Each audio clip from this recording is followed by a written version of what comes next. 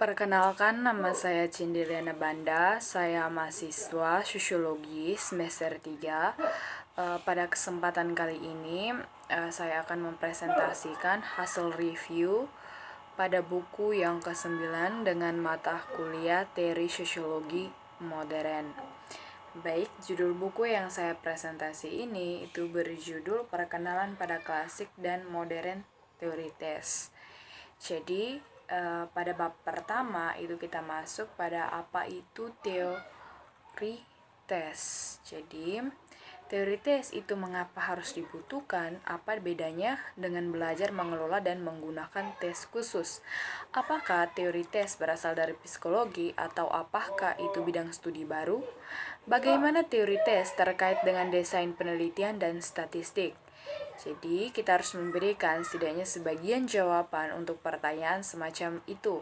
Pada bagian berikut, saya akan mendefinisikan tes dasar dan menjelaskan masalah khusus yang dihadapi, pengukuran konstruksi psikologis, dan menjelaskan tujuan teks atau tujuan tes yang luas dari teori dalam dengan kaitannya masalah ini.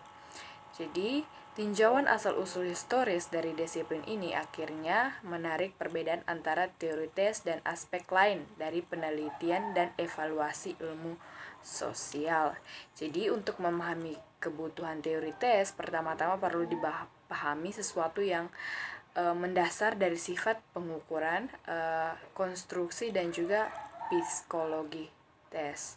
Jadi, ada salah satu ahli itu bernama Wade Zornhofer.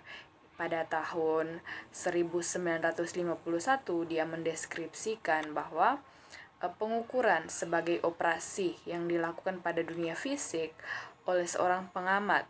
Bagi Stephens, itu ahli yang kedua, pada tahun 1946 itu dia mendefinisikan pengukuran adalah penugasan angka ke objek atau peristiwa yang sesuai dengan aturan.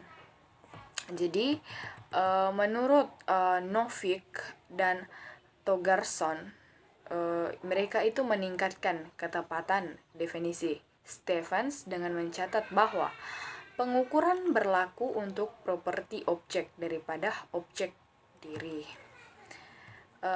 Mereka adalah produk konsep hipotesis dari imajinasi ilmiah yang diinformasikan dari ilmuwan sosial dengan mencoba mengembangkan teori untuk menjelaskan perilaku manusia. Jadi, sebab akibat adanya konstruksi seperti itu tidak akan pernah bisa dikonfirmasi secara mutlak. Dengan demikian, sejauh manapun konstruksi psikologis yang menjadi ciri individu hanya dapat disimpulkan dari pengamatan terhadap perilakunya. Pada bab yang kedua, kita masuk pada konsep statistik untuk teori pengujian. Jadi, deskripsi tentang bagaimana serangkaian nilai tes atau observasi pada variabel itu didistribusikan, tidak terbatas pada tabel frekuensi dan juga grafik. Jadi, statistik deskriptif tertentu juga dapat digunakan untuk menyampaikan beberapa informasi yang sama. Setidaknya dua jenis statistik deskriptif yang harus digunakan untuk menggambarkan ukuran-ukuran distribusi skor kecenderungan sentral dan ukuran variabilitas. Jadi ukuran variabilitas itu adalah ukuran tendensi sentral yang jarang memadai untuk menggambarkan kinerja suatu kelompok dalam ujian. Kita masuk pada bagian yang kedua dari bab 2, itu adalah menjelaskan bagian antara dua variabel. Jadi sampai saat ini saya mengkonfirmasi untuk memfokuskan pada penggunaan statistik untuk menggambarkan distribusi skor untuk satu ukuran.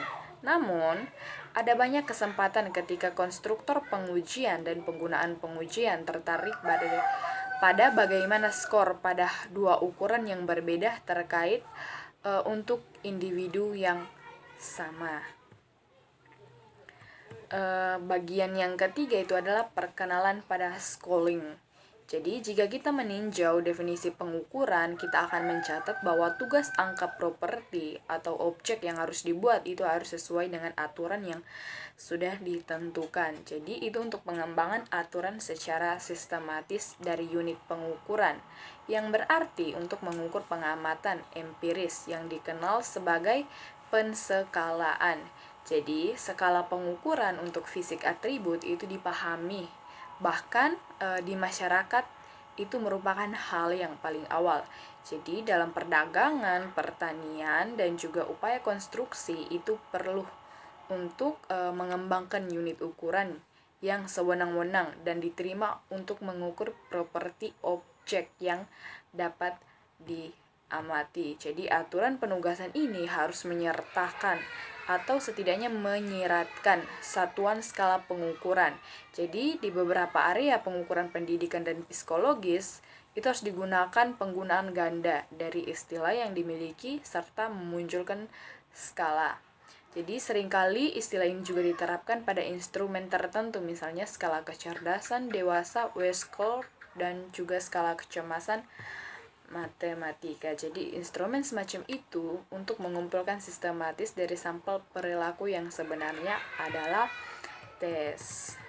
Terus bagian yang tiga itu adalah nomor nyata dan pertimbangan pengukuran. Jadi ingatlah bahwa sistem bilangan nyata terdiri dari 0 dan semua kemungkinan itu ditandatangani bilangan bulat dan juga nilai desimal antara negatif dan positif tak terhingga. Jadi bilangan real sistem dapat secara grafis diwakili oleh garis bilangan real, satu kontumon yang dapat dibagi tanpa batas menjadi segmen yang lebih kecil dan lebih kecil lagi. Jadi setiap nilai dan sistem bilangan real itu memiliki lokasi unik pada kontinum ini. Jadi garis bilangan real memiliki beberapa properti penting yang akan kita ulas. Pertama adalah ada asal tetap untuk nilai. Jadi 0 adalah nomor yang ditetapkan ke lokasi itu. Jadi kapanpun semua himpunan bilangan memiliki 0 poin. Jadi selanjutnya itu hubungan antara nilai dalam sistem bilangan real dan transitif sehingga diberi nilai A, B, dan C. Jadi jika kita menentukan bahwa A, B, dan C, kita harus menyimpulkan bahwa A, C saat berhubungan itu benar untuk satu set angka. Pada bagian yang keempat itu ada tingkat timbangan pengukuran. Jadi Stephens itu mengidentifikasi 4 tingkat skala pengukuran yang berbeda, sejauh mana yang nilai skalanya mempertahankan properti dari garis bilangan real. Jadi ini adalah nominal, ordinal, interval, dan juga rasio. Jadi skala nominal itu adalah skala yang berisi angka yang digunakan murni sebagai label untuk elemen dalam sistem data dan tidak memiliki eksistensi properti urutan bermakna. Jadi jarak yang sama antara unit atau asal tetap itu merupakan nomor pada kasus pemain sepak bola atau nomor pada tiket undian adalah contoh yang biasa digunakan oleh ilmuwan Stephens ini untuk menggambarkan teori tentang pengukurannya. Jadi meskipun skala nominal itu memungkinkan kebebasan besar dalam mengubah satu set nilai, skala ke yang lain tanpa kehilangan informasi tentang hubungan di antara data asli. Jadi ini hanya mungkin karena nilai skala asli ditetapkan ke data atau kurang urutan, jarak maupun asal. Jadi angka pada skala interval itu juga menunjukkan urutan peringkat, tetapi sebagai tambahan jarak antara angka-angka itu memiliki arti sehubungan dengan properti yang diukur.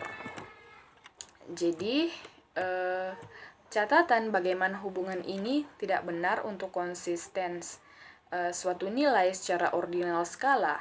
Jadi meskipun skala ini tingkat interval memiliki sifat keteraturan dan juga jarak yang sama antar unit, titik asal pada skala seperti ini masih dipilih dan dilakukan secara sewenang-wenang, tidak mewakili ketiadaan total dari properti yang diukur. Jadi sebagai ilustrasi, bayangkan 4 narapidana di sel yang hanya dengan meja dan setumpuk kartu Remy. Jadi kita dapat perhatikan bahwa objek apapun yang mungkin telah dipilih itu sebagai titik pangkal, meskipun mereka sekarang memiliki gambaran tentang ketinggian mereka di skala interval.